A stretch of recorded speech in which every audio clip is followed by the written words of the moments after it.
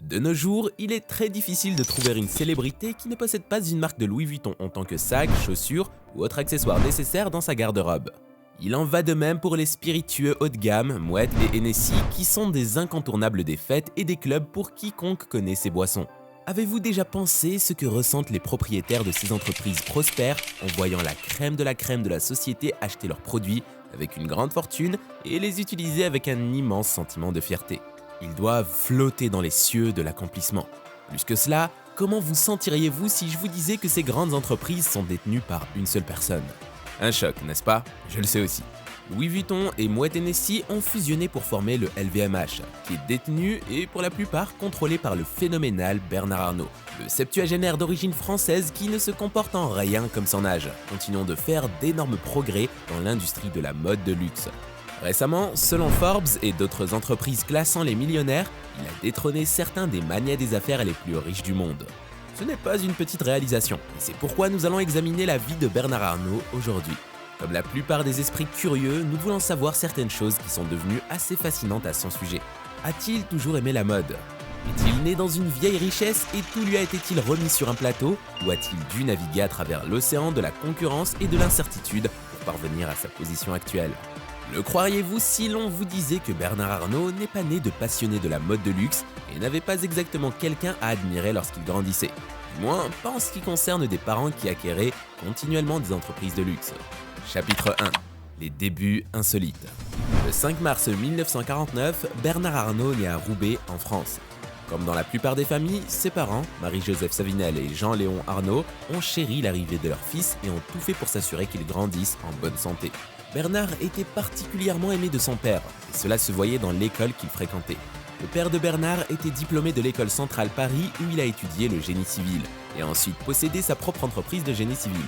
Quelques années plus tard, lorsque Bernard était prêt pour l'enseignement supérieur, il a été inscrit à l'école Polytechnique Paris, la plus sélective école d'ingénieurs en France à l'époque, où il a obtenu un diplôme.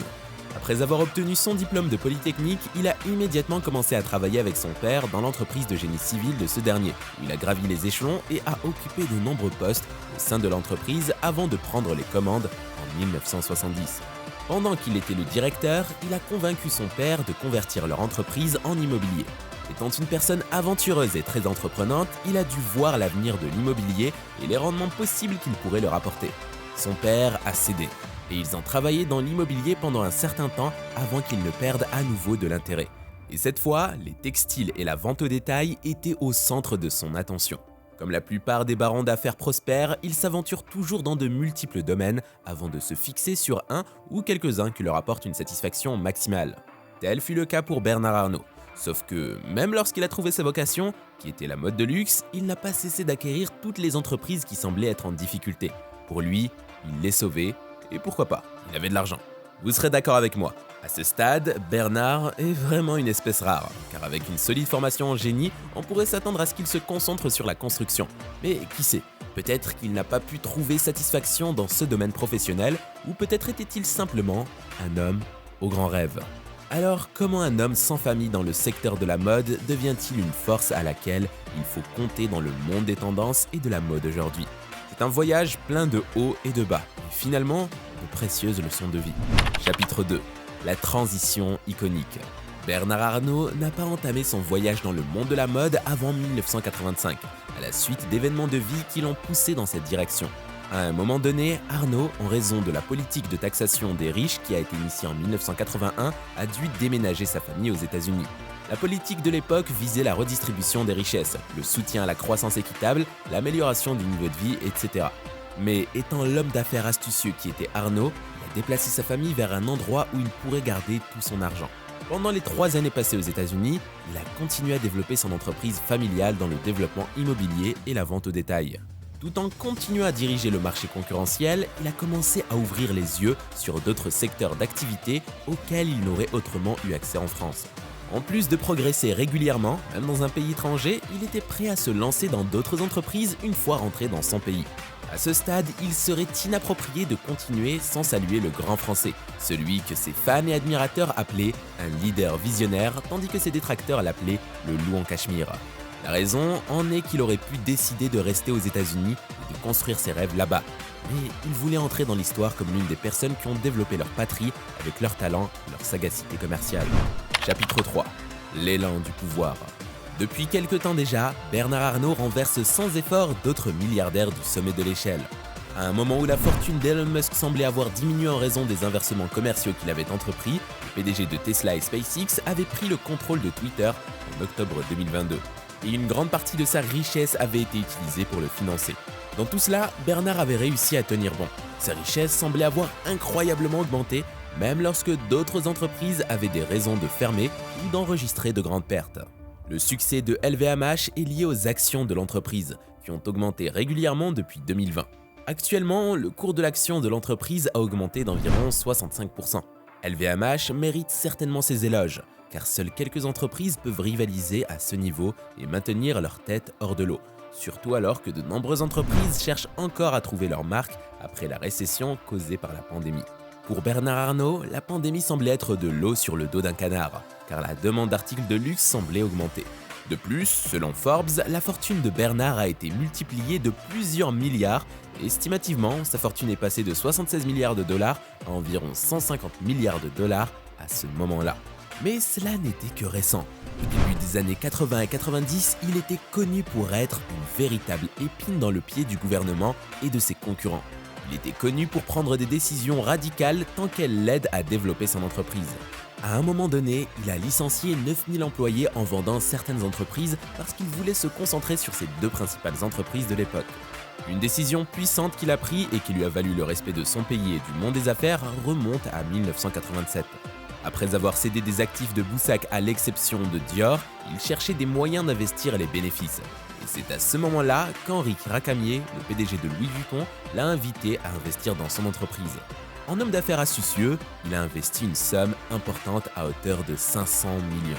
Il est important de noter à ce stade que Louis Vuitton et Moet Hennessy avaient fusionné pour former LVMH, et Henri Racamier avait sollicité l'investissement d'Arnault pour renforcer davantage sa position contre le PDG de Moet Hennessy, Alain Chevalier, dont la participation était beaucoup plus importante. Cependant, depuis la fusion, il semblait que les deux PDG ne pouvaient s'entendre sur rien. Comme l'eau et l'huile, ils ne pouvaient pas se mélanger. Le problème a tellement dégénéré qu'ils ont commencé à intenter des procès les uns contre les autres. C'était le moment qu'Arnault attendait, et il allait le saisir. Il n'a pas fallu longtemps avant qu'Henri réalise que son camarade avait ses propres ambitions sinistres, alors qu'il pensait tout le temps que son seul ennemi était Alain. Après la révélation, il n'a pas perdu de temps pour appeler d'autres hommes d'affaires du secteur des spiritueux, comme Lazard Frères, qui était à l'époque à la tête de Guinness au Royaume-Uni. Lui, ainsi que Moët & Chandon et la famille d'Hennessy l'ont aidé à obtenir 45% dans le LVMH. Finalement, le tribunal a statué en faveur d'Arnault. Peu de temps après, il a réussi à se débarrasser de Racamier. Il ne s'est pas arrêté là. Il a ensuite expulsé tous les cadres supérieurs de l'entreprise LVMH, tous en les remplaçant par ses propres collaborateurs. Il semblait que c'était une extrémité lâche nécessaire qui devait être attachée. Arnault, après ce qui a été considéré comme l'une des luttes de pouvoir les plus difficiles en France, est devenu le président directeur général avec la plus grande part dans l'entreprise. Une position qu'il occupe avec élégance jusqu'à aujourd'hui. Avec LVMH dans sa poche, il est devenu imbattable et a fusionné Dior avec LVMH et d'autres entreprises, créant ainsi un grand conglomérat puissant dans le monde. Ce qui distingue également Arnault, c'est sa capacité à reconnaître et à gérer leurs talents. Tout au long de l'établissement d'un record avec la marque LVMH en France et au-delà de l'Europe, il a souvent embauché des designers populaires pour créer des designs sur mesure pour sa marque de luxe. Il a fait cela pour introduire de la polyvalence et également donner aux designers un avantage. Au fil des ans, Arnault a travaillé avec Guerlain, Céline, Thomas Pink, Kenzo, Givenchy, Loewe, DKNY et Fendi. Au sommet du règne d'Arnault chez LVMH, Louis Vuitton en 2011 avait pris la place de la marque la plus luxueuse et la plus chère du monde pendant 6 années successives, avec une estimation de marque légèrement supérieure à 23 milliards de dollars. LVMH n'avait pas besoin d'une PR spéciale, car il était évident pour tous de voir qu'ils étaient les maîtres du jeu, car leur évaluation de marque était l'estimation totale des marques Hermès, Gucci et Chanel. Chapitre 4. Sur les épaules des géants.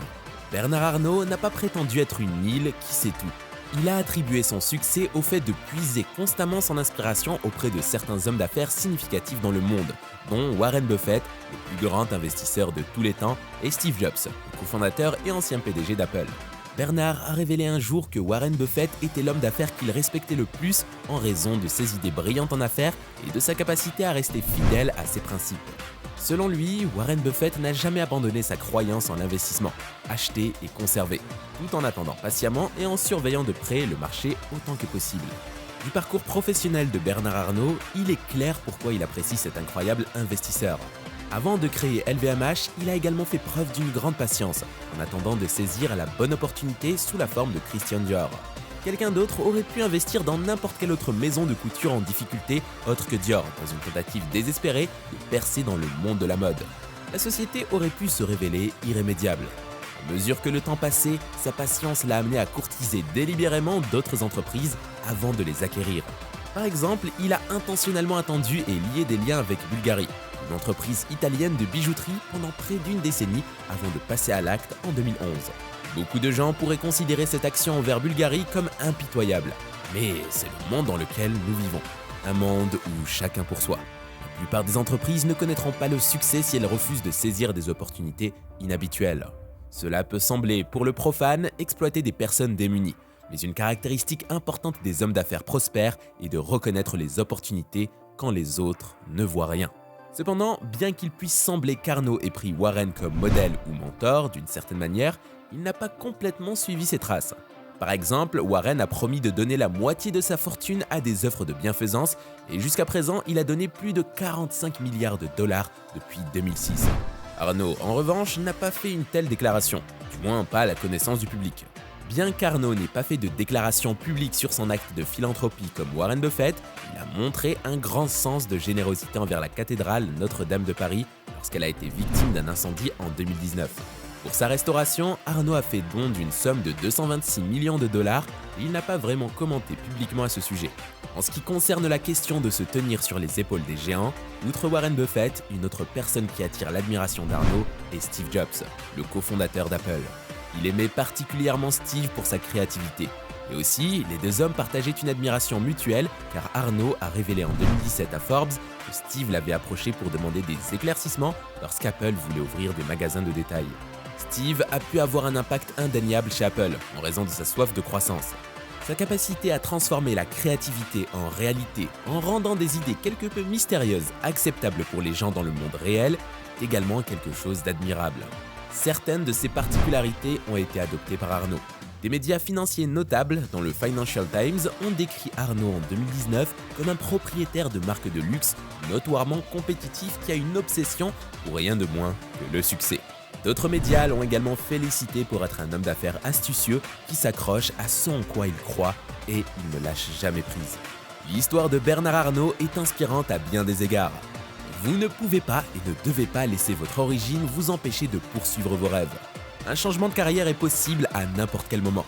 Tout ce que vous avez à faire est de croire en sa possibilité. Si vous souhaitez en savoir plus sur d'autres manias des affaires à succès, n'hésitez pas à appuyer sur le bouton j'aime et à vous abonner.